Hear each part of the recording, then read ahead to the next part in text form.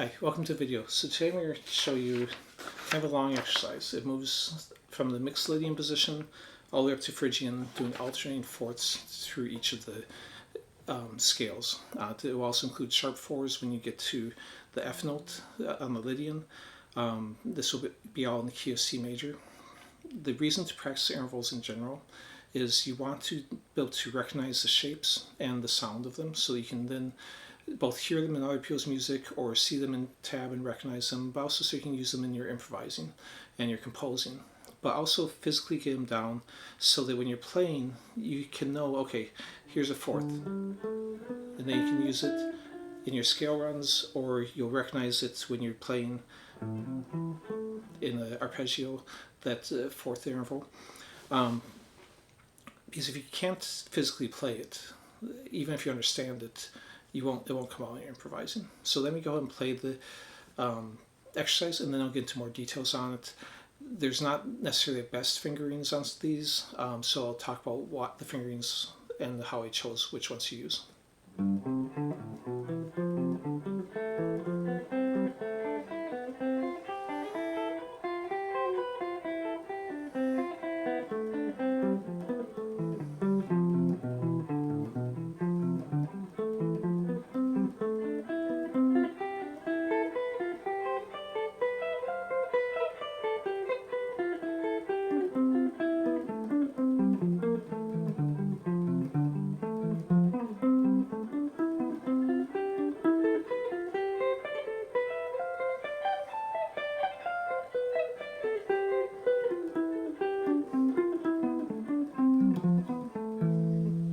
Okay, now you don't have to play it in an even tempo either. At first I would kind of do that, but feel free to be a little bit more fluid with it. If you want to sustain some together or roll off each one. If you sustain it, gives a little more of a chord sound. But basically I included fingerings on here. The first fingering underneath it is primarily the fingering that I was using. The other ones, there might be 2 or 3 different options, and that's because when I was working this out for this video, I found that there really are a lot of options that are equally good or equally bad, you might think, because some of these aren't the easiest things. I mean, is it better in some cases to use the pinky to roll it, or the third finger?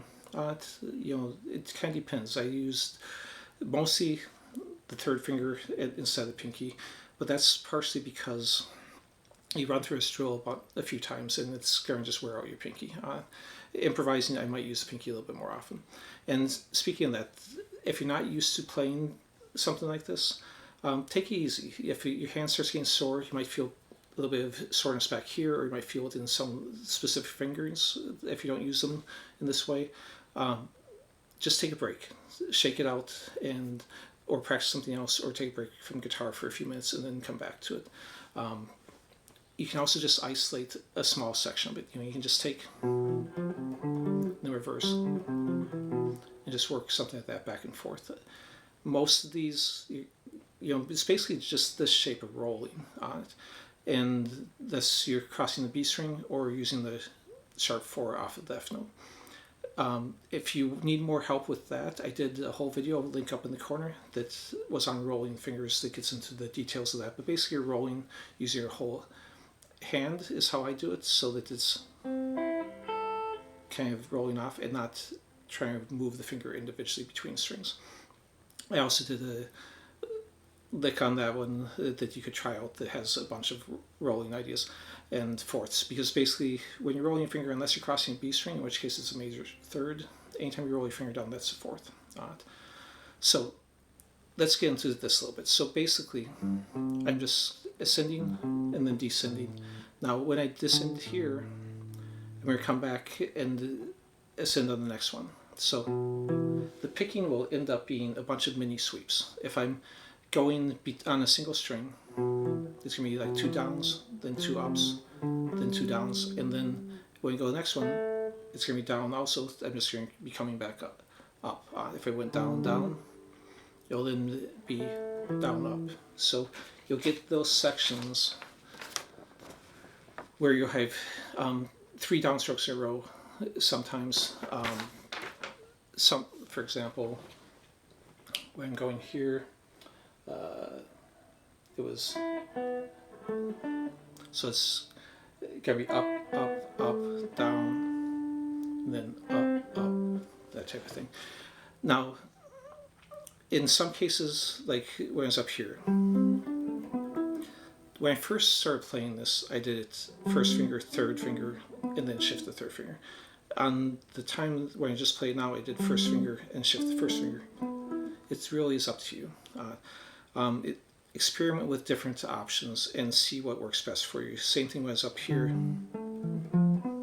I originally did it with the third and fourth like that, shifting forward, but you could instead use a second finger and then the second and third, or when you're doing some of these shifts, whether you reach with a second finger or shift is fine.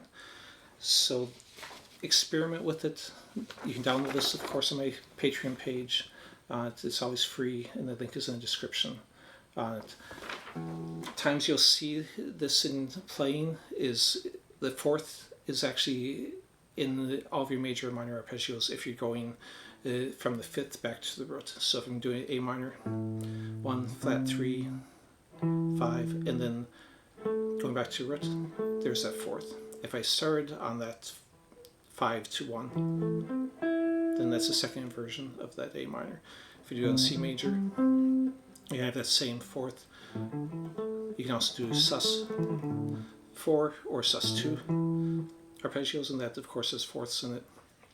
And if you want more fingers of that, I'll also link a video on sus 4 arpeggios. And I did them across the neck in a bunch of different positions. Anyways, so experiment with it. I also find it's a good way to change directions. So I might start a scale run the 3 notes, and then do a fourth to get to my next string to not go in order. Or same thing, going this way. I might use the fourth to change strings. It works really well in pentatonic too, because you have all these notes that are stacked right on top of each other. So you can experiment instead of again going in order. You throw a fourth in, and it breaks up the monotony of just going A, B, C, D type thing, of going the scale in order. Nothing's more boring than just writing straight down a scale. So if you can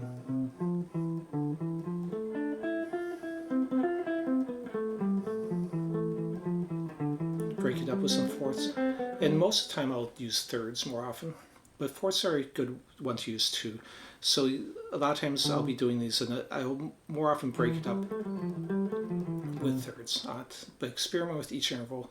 I'd say the most important one is thirds. So if you haven't done that, check out some of my videos on that. I've done a few already. Fourths and fifths are really good intervals to use too. I also did a video on fifths, so you can look through those. But let's leave it at that for today. Try it out, experiment, improvise, and please click like, subscribe, share, comment, any of those things. I really appreciate it. It helps my channel grow. Thanks for watching.